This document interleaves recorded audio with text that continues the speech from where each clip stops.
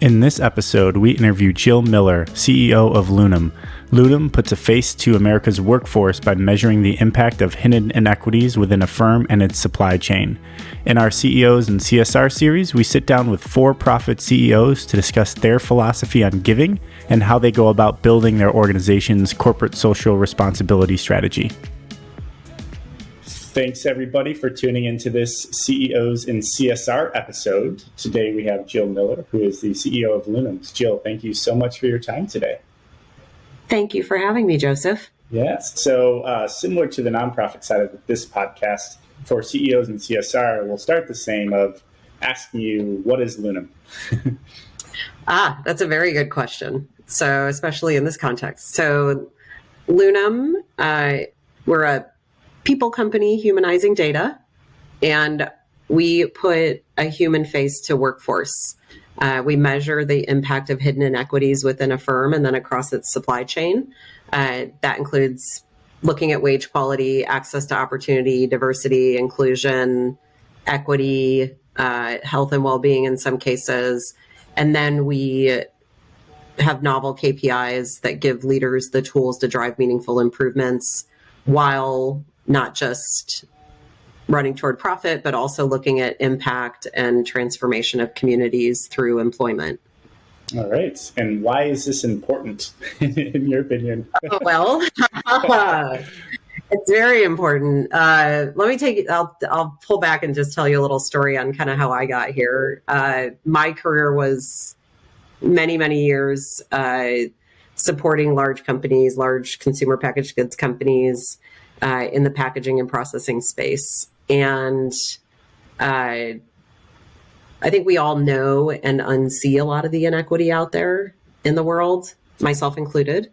And a few years ago, absolutely impacted by the murder of George Floyd and a lot of the racial justice work that went on in 2020, I took a step back because I saw a lot of public companies putting into the billions of dollars on the table saying, we're going to transform communities.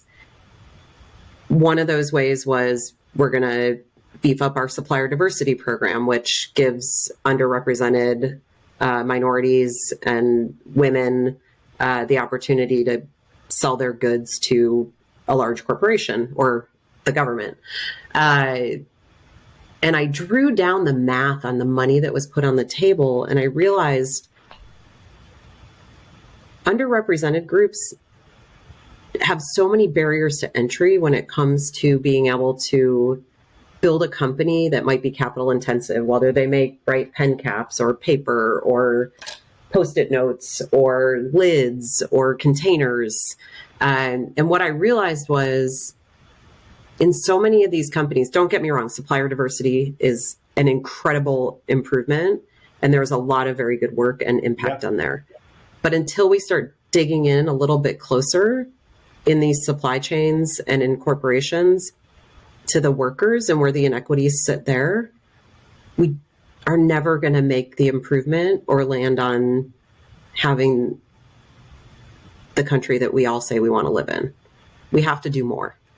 So what we've tried to do is develop a way for people to implement the strategy and really make some data tactical. And we looked at a variety of ways of doing this early on, and we settled on what's called impact weighted accounting.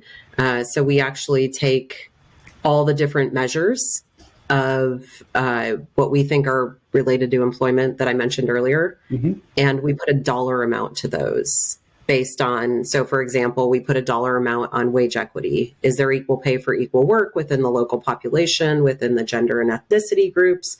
And then we use several calculations to provide debits or credits. And essentially, like, our clients end up with a profit and loss statement of employment impact. So they can see, because all corporations, even the best, have positive and negative impacts on the communities where they do business. It's just a function, right? We have positive and negative impacts when we get out of bed every morning as individuals.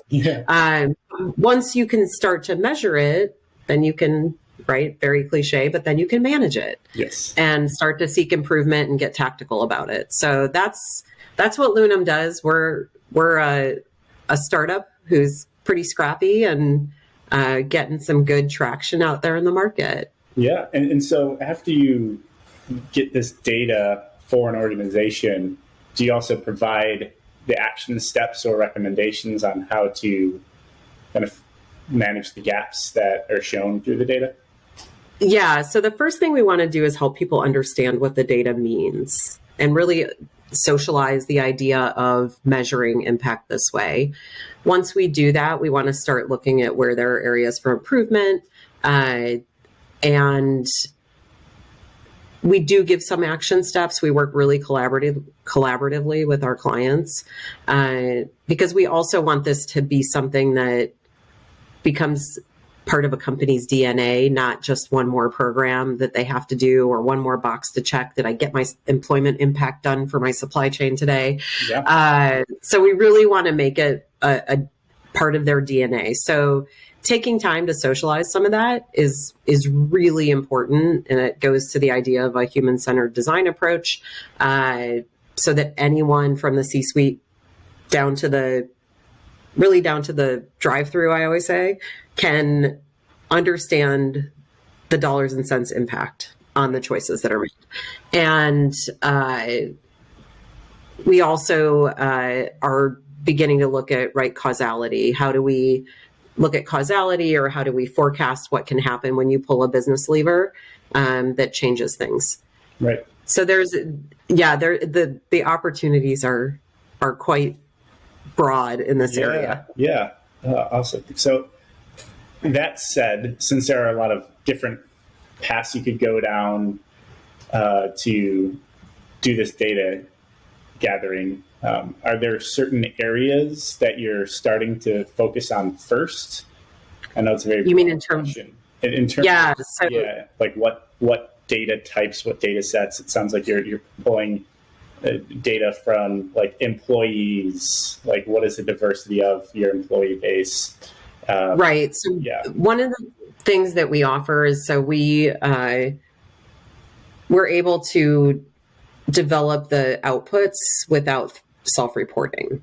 So we do have a black box where we pull data from multiple sources, bring it in, aggregate it, and then produce an output. So number one, getting rid of self-reporting when it comes to a lot of ESG or corporate social responsibility or sustainability programs was something we saw when we talked to customers early on, and a lot of potential users was we need our data to be robust, neutral, repeatable, and in a standardized common method and language. Right. So we're trying to provide that. So when you talk about that, but we're looking at, I will say health and well-being, we do have to collect from companies because we're looking at things like vacation time, parental leave, training, how training dollars are spent. So some of that we can't find. But we're looking in those areas. And then when you talk about where we're kind of starting, we've had a heavy focus on my wheelhouse, which was consumer packaged goods and supporting those companies. So we're leveraging knowledge there, and then also into some manufacturing companies.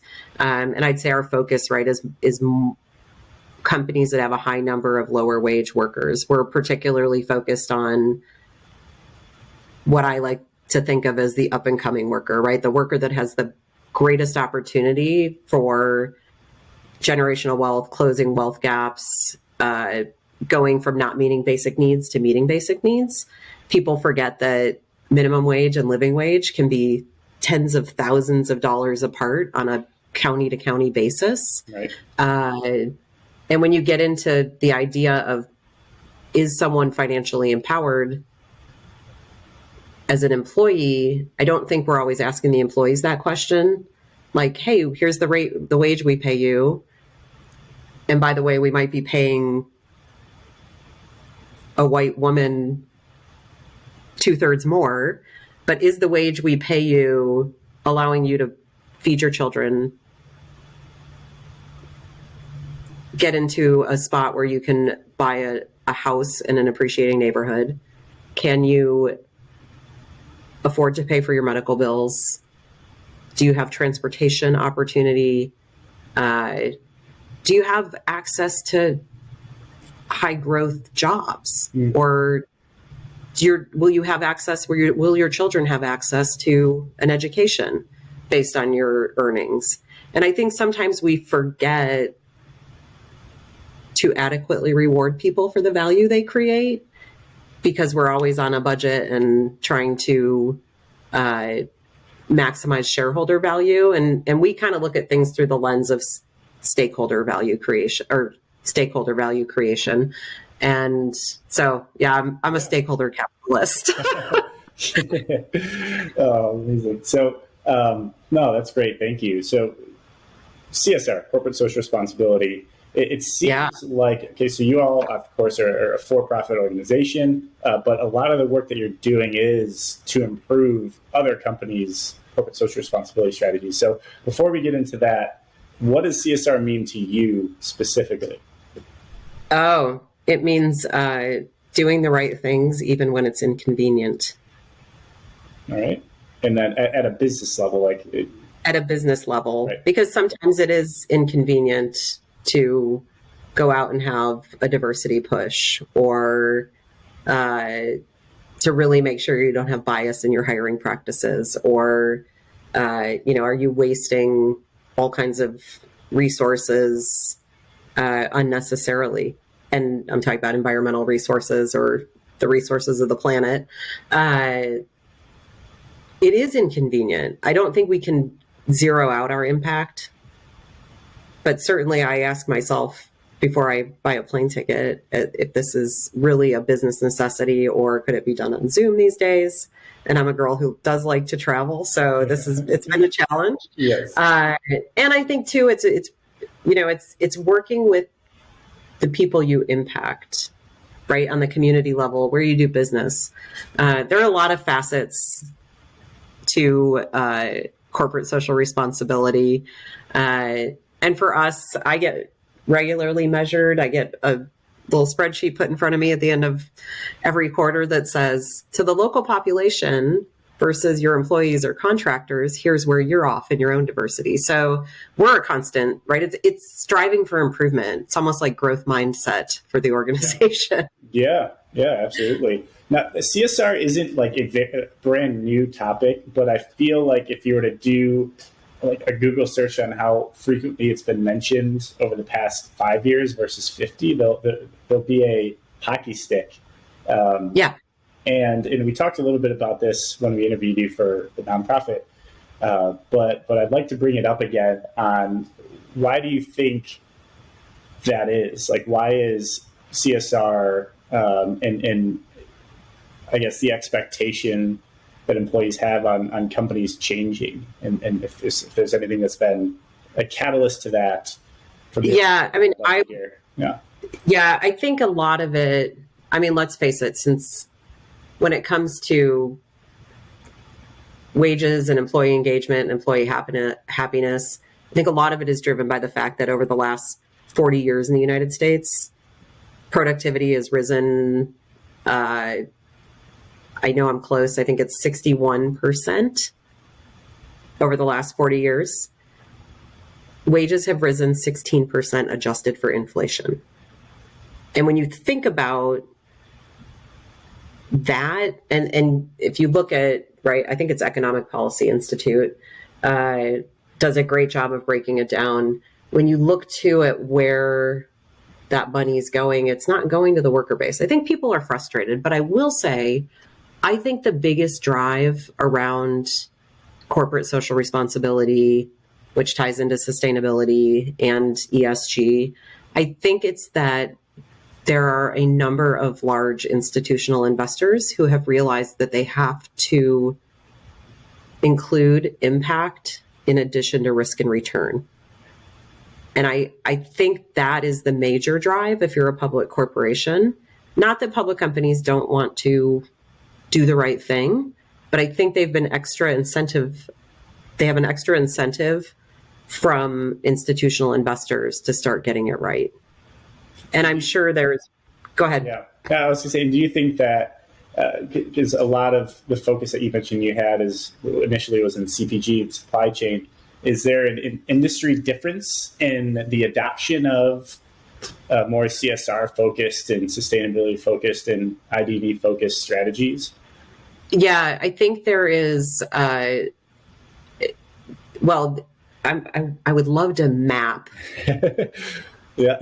Do a map, a plot of the Fortune 500 or the Russell 1000 and see when they all started really getting serious. Yeah. But yeah, I mean, there's definitely, and I spend a lot of late nights reading ESG reports and sustainability reports. And what I see a trend in is if you're an environmentally focused company, or you're let's say you're a paper mill, you're going to focus more on the environmental part of sustainability. But there is, in fact, a really good economic model out there by Kate Rayworth from Oxford, and it's called Donut Economics. And it talks about you want to live on the donut. And inside where the donut hole would be is the social floor.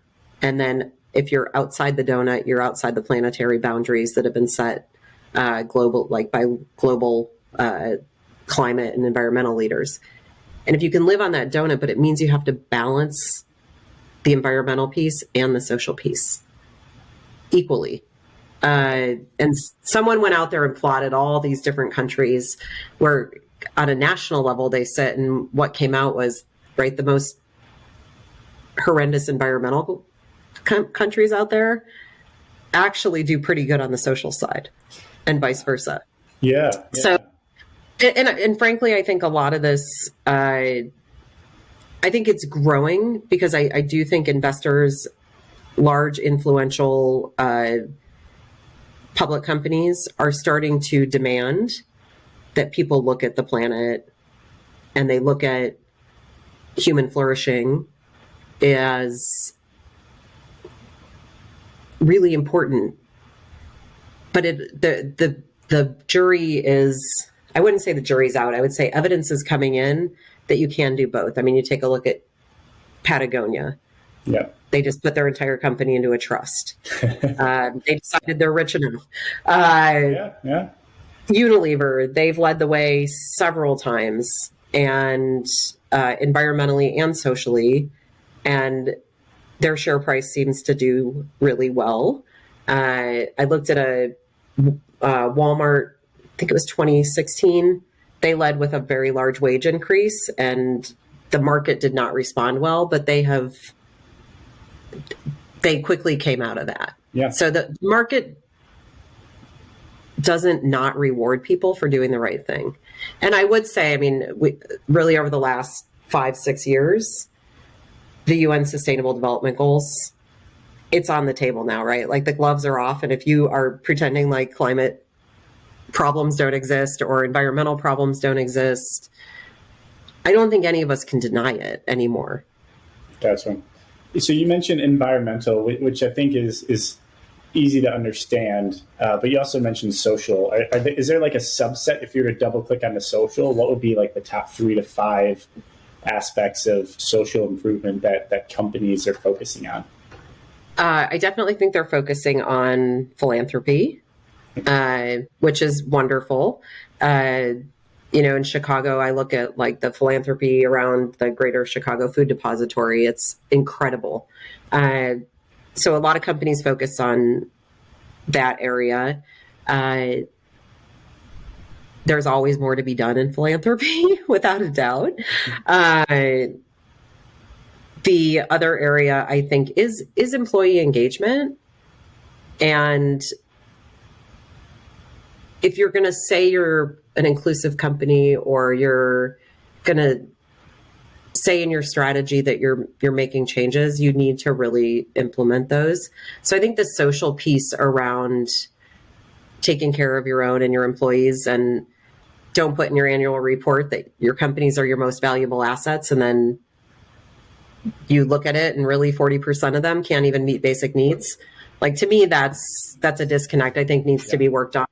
But, there's a lot of employee engagement. There's a lot of community partnerships. there's so much work to be done. And I mean, on the S piece, our goal is to, right now, the S in ESG is pretty squishy. It's hard to measure. And that's what we're trying to overcome, because now that environmental is able to be measured, it's become a lot more tactical for companies. Right. Wow. So what are you hoping your company will grow towards? You mentioned you're in startup phase right now. So what do you hope it looks like another 3, 5, 50 years from now? Oh, yeah, that's a great question. So my vision, number one, is that we are the company that can deliver a measurable reduction in racial wealth gap in the United States in the next generation, and do that using wonderful clients and partners and getting everyone on board to have the same conversation, right? This isn't about one company. It's not about one supply chain. It's about how we change the way we do things. So I'm looking for system level change, which is some days a little hard to bite off, but getting there. And in 3 or 5 or 10 years, I do hope we're a company that drives the conversation, along with our partners that are aligned with us, drives the conversation on what impact means, and that when we walk into a store and we pick something up, we think, I pick up a can of beer. Yeah. I would love to see people walk in and say, what was the impact of this can, the label, the seamer, the hops, all the people that went into creating this value in this can of beer that I'm going to drink and enjoy. And I probably paid, if you're a craft drinker, $3-4 for a can at the grocery store. I want to know, were those people considered and adequately rewarded for what they created for me? Mm-hmm. Because certainly someone, right? I think we all know someone's being adequately rewarded. So I'd say in 10 years, I want to be, we want to be really the leader in how people think of social impact related to employment and quality of life, and the more equitable tomorrow for everyone, no matter where you are or who you are. Yeah. Wow. And it sounds like once you get to a point where you've worked with a client long enough and they understand the data and they could build that into actual business decisions and strategic decisions that they're making as a company, this could be one of the impacts that's measured and taken into account when making, like, should we open up another office or another fulfillment center, or right, with this supplier, what would be the impact to our business, to the people, to the social aspect, in addition to the environmental aspect? Yeah, exactly. And it's so important. I think you want people to be thinking, I mean, I spent most of my career on a factory floor, and you measure everything that goes through there and you quantify it. And you have, I remember hearing once, let's call them a big cereal company. This was 15 years ago. They said, we take 8 billion data points a day across our supply chain on equipment and logistics and what's going on with the process. And I thought, but we don't even measure whether or not someone can feed their children on the wages we pay them. So I want to change that. Yeah. And you believe strongly that it is the responsibility of public institutional companies in general, businesses in general, to have that a priority. Absolutely. I think it has to be within the core business strategy, and it has to be lived out in the activities that are undertaken every day. Yeah. Awesome. You also mentioned ROI is something that's being measured, at least in the diversity example. I've seen metrics here and there thrown around of what is the ROI of having a more diverse employee base, for example. I'm wondering if there's more to that than just like the diversity aspect of an organization. Can you find an ROI on if your workforce is healthier? Is it more so it rolls into their mental state and their productivity? Is that kind of how you add metrics to that? Yeah. So the answer to that is a very tricky one because it depends on the organization. Right.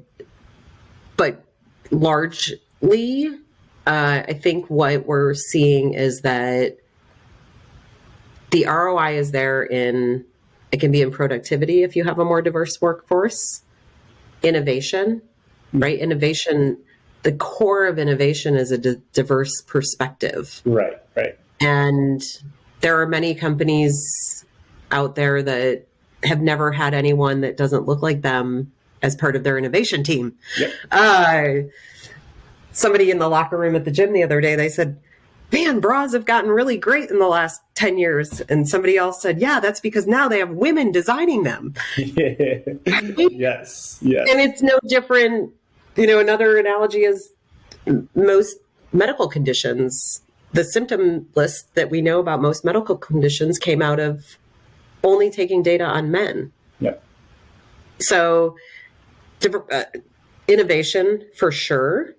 And then you also tie in the ROI on the impact of lifting up your consumer base. If your consumer base has more money to spend and you're the brand that is leading, they're going to spend more money with you, right? There is some brand reward and market reward, I think, too, long term. So, but it's very company dependent. One area I would say where there's been a lot of information is in the employee-owned company space.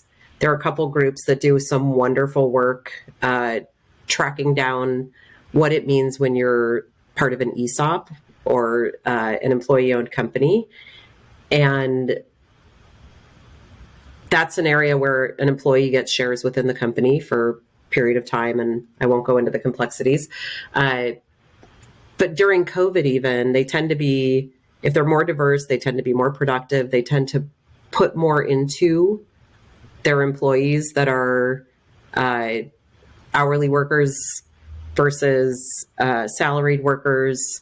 So it's very company dependent, but I do love the employee ownership or employee engagement space is a really, really cool because you're starting to see some case studies come out on that. Yeah. And diversity and opportunity. And a lot of this is just about a chance. At the end of the day, it's about a chance.